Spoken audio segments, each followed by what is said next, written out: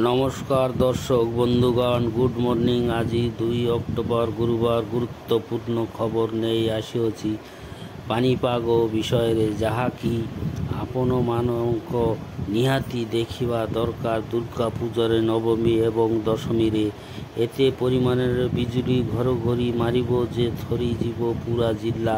ମୁଷଳଧାରାରେ ବର୍ଷା, ରାସ୍ତାଘାଟ ବୁଡ଼ିଯିବ ପାଣିରେ, ସବୁଆଡ଼େ ଦେଖାଯିବ ଜଳମଗ୍ନ।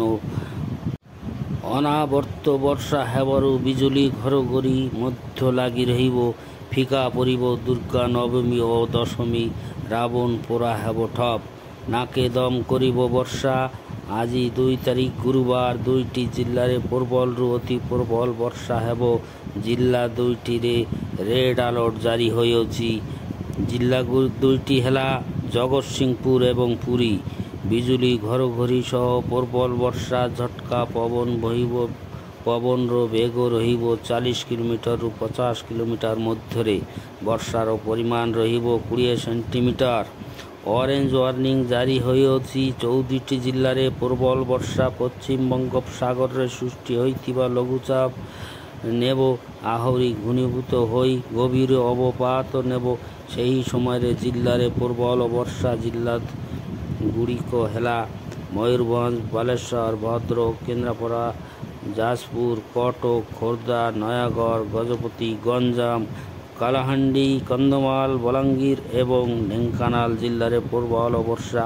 ବିଜୁଳି ଘଡ଼ଘଡ଼ି ସହ ଝଟକା ପବନ ବହିବ। ପବନର ବେଗ ରହିବ 40 କିଲୋମିଟରରୁ 50 କିଲୋମିଟର ମଧ୍ୟରେ। ବର୍ଷାର ପରିମାଣ ରହିବ 7 ସେଣ୍ଟିମିଟରରୁ 20 ସେଣ୍ଟିମିଟର ମଧ୍ୟରେ। ୟେଲୋ ୱାର୍ଣ୍ଣିଂ ପଶ୍ଚିମ ବଙ୍ଗୋପସାଗର ଶାନ୍ତ ରହିଛି। ବଙ୍ଗୋପସାଗର ମଧ୍ୟରେ ସାଗର ଭିତରେ ରହିବ 70 କିଲୋମିଟରରୁ 80 କିଲୋମିଟର ପବନର ବେଗ। ସ୍ଥଳଭାଗ ଛୁଇଁଲା ବେଳେ ପବନର ବେଗ ରହିବ 40 କିଲୋମିଟରରୁ 50 କିଲୋମିଟର ମଧ୍ୟରେ ଏବଂ ବର୍ଷାର ପରିମାଣ ରହିବ 7 ସେଣ୍ଟିମିଟରରୁ 11 ସେଣ୍ଟିମିଟର ମଧ୍ୟରେ। 9ଟି ଜିଲ୍ଲା ହେଲା ମାଲକାନଗିରି, କୋରାପୁଟ, ନବରଙ୍ଗପୁର, ରାୟଗଡ଼ା, ବରଗଡ଼, ସୋନପୁର, ବୌଦ୍ଧ, ଅନୁଗୁଳ ଏବଂ କେନ୍ଦୁଝର ଜିଲ୍ଲାରେ ହାଲୁକାରୁ ମଧ୍ୟମ ଧରଣର ବର୍ଷା ହେବ ବୋଲି ଆଞ୍ଚଳିକ ପାଣିପାଗରୁ ସୂଚନା ମିଳିଛି। ପଶ୍ଚିମ ବଙ୍ଗୋପସାଗର ଉପକୂଳ ସଂଲଗ୍ନ ଜିଲ୍ଲା ଦକ୍ଷିଣ ପଶ୍ଚିମ ଜିଲ୍ଲା ଗୁଡ଼ିକରେ ବର୍ଷାର ପରିମାଣ ବଢ଼ିବ ଏବଂ ପବନର ବେଗ ମଧ୍ୟ ବଢ଼ିବ।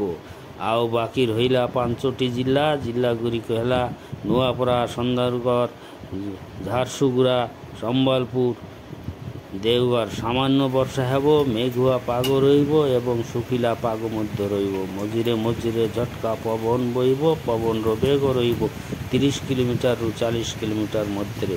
ବର୍ଷାର ପରିମାଣ ରହିବ 7 ସେଣ୍ଟିମିଟରରୁ 11 ସେଣ୍ଟିମିଟର ମଧ୍ୟରେ। ଏହା ଉତ୍ତର ଆନ୍ଧ୍ରପ୍ରଦେଶ ଏବଂ ଦକ୍ଷିଣ ଓଡ଼ିଶାରେ ପ୍ରବଳରୁ ଅତି ପ୍ରବଳ ଝଡ଼ ବର୍ଷା ହେବ।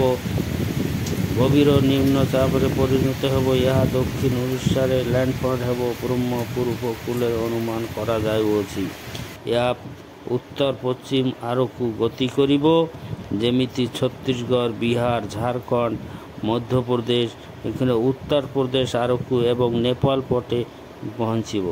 ଆଜି ପାଇଁ ଏତିକି। ଲାଇକ୍, କମେଣ୍ଟ, ସେୟାର ଏବଂ ଫଲୋ କରି ସମସ୍ତଙ୍କୁ